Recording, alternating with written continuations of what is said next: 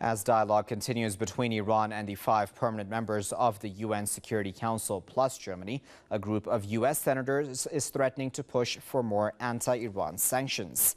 14 Democratic and Republican lawmakers have pledged to work together on legislation aimed at imposing new sanctions on Iran over the coming weeks. The bipartisan group of lawmakers includes Democrat Robert Menendez and Republican Bob Corker. The lawmakers say they want to prevent Iran from acquiring the capability to develop a nuclear weapon. The U.S. has passed several rounds of illegal sanctions against the country, hitting the Iranian public hard. Tehran says its nuclear energy program is for power generation and producing medical radioisotopes. To discuss that further, I join Mr. Scott Rickard, who is a former American intelligence linguist, and he's joining us now on the line from Orlando. Mr. Rickard, thanks a lot for joining us. Now, this news comes just a day or so after news came out that the American public actually supports discussions with Iran. Does this prove further that lawmakers in the U.S. are quite disconnected from the American public? Certainly. The leading Senate majority on both the Republican and Democrat side are truly puppets for the pro-Israel lobby.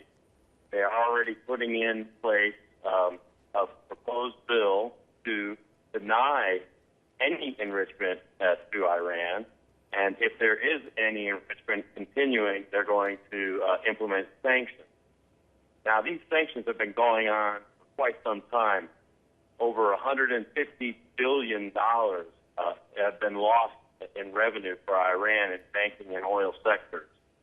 And all Iran is asking for is really only about $10 billion worth of easing over the next 6 months, which is very reasonable, and considering the fact that these sanctions are incredibly illegal.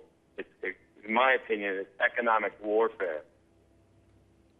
Right, Mr. Rickard, the leader of the Islamic Revolution, Ayatollah Khamenei, has said many times that the issue of the American lawmakers with Iran has nothing to do with the nuclear program, but more about Iran's independent stance in the world. Do you agree with that, considering the fact that Americans want rapprochement with Iran, but the lawmakers do not?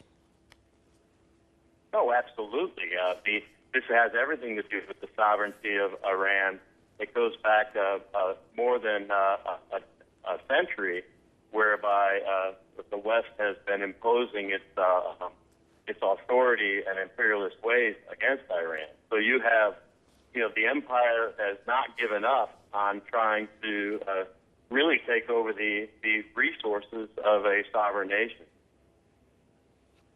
So then, going forward, where do you think that these discussions will end up in Geneva?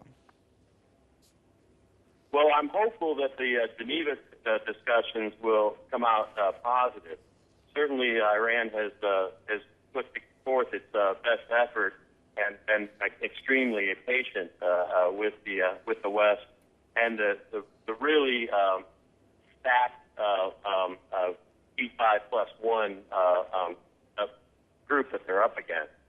Because when you put together the people that are involved, you've got France, the United States, and the UK that will always steer the discussions in their favor.